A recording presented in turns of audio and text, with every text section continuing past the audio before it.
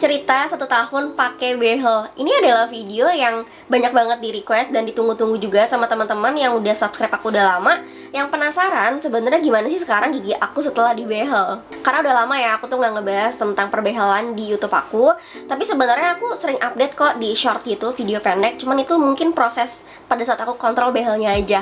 Nah, oke, di video kali ini aku bakalan cerita dari perjalanan 1 tahun aku pakai behel ini. Mungkin yang pertama, biar teman-teman juga nggak penasaran, sebenarnya aku tuh pasang behel di harga berapa. Sebenarnya setiap dokter, klinik gigi, atau gigi si pasien itu tuh beda harga ya teman-teman. Cuman kalau di klinik aku tuh pasang behel di harga 7,2 juta di bulan Mei tahun 2022. Jadi kurang lebih 1 tahun yang lalu ya. Jadi pastinya setiap daerah itu biaya pasang behel itu berbeda-beda ya teman-teman. Jadi nggak bisa disamakan juga gitu.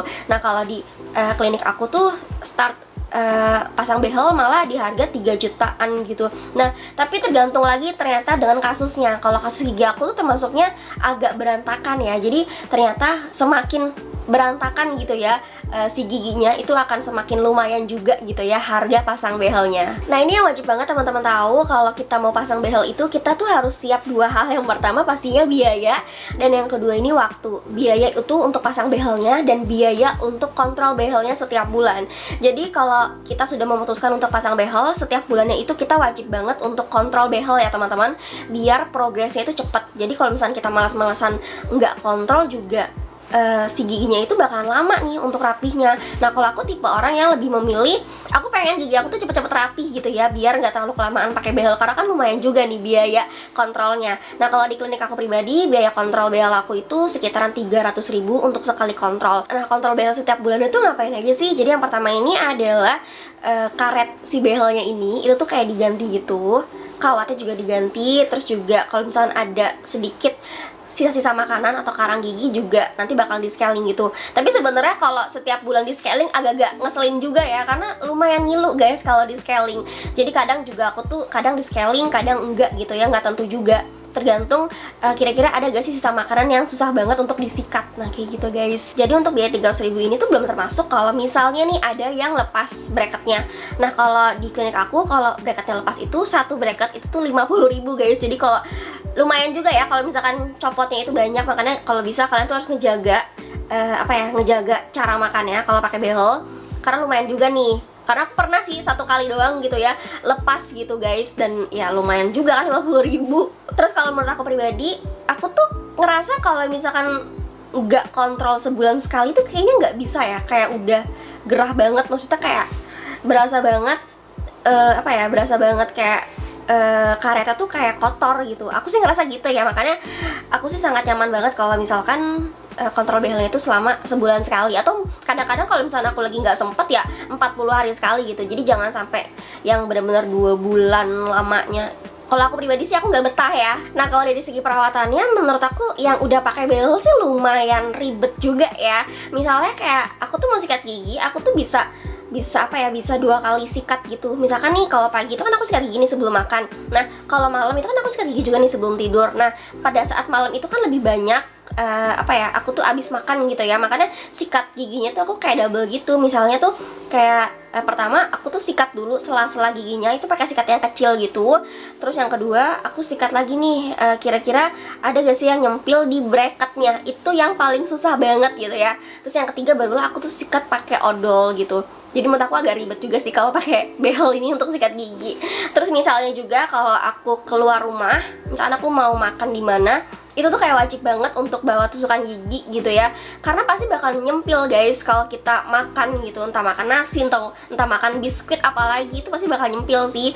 Makanya kayak wajib banget untuk bawa tusukan gigi. Jadi kalau pakai behel ini kita jangan sampai ngediemin makanan sisa kita itu ada di sela-sela gigi, karena itu yang akan menyebabkan gigi kita itu bau guys. Jadi emang harus bener ekstra banget ngerawat nih si gigi behelnya ya. Nah, pada saat pemasangan behel, kalau misalnya nih gigi kalian tuh ada yang bolong, itu tuh pasti bakalan disuruh sama si dokternya itu disuruh ngetambelin dulu gitu ya, atau pokoknya dibersihin dulu deh.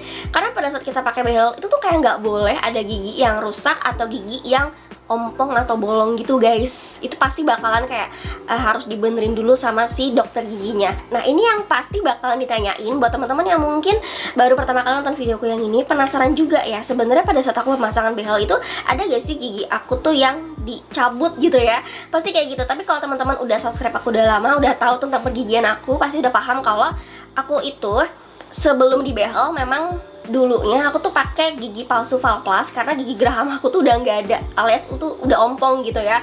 Jadi aku tuh pakai gigi palsu Valplas. Nah sekarang pada saat aku pemasangan behel itu udah nggak ada lagi gigi yang dicabut ya gitu. Jadi emang apa ya, posisi gigi aku tuh sebenarnya udah nggak ada, cuman sekarang tuh di behel tujuannya untuk ngerapihin guys. Jadi nggak ada apa ya, nggak ada penambahan untuk dicabut lagi karena gigi aku juga udah habis. Nah buat teman-teman yang penasaran juga, terus gimana sih rasanya pakai behel? Sebenarnya pakai behel sih kalau kata orang tuh sakit ya, cuma menurut aku pribadi tuh nggak sesakit dan nggak separah itu juga sih sakitnya. Maksudnya sakitnya tuh kayak masih bisa ditahan gitu ya.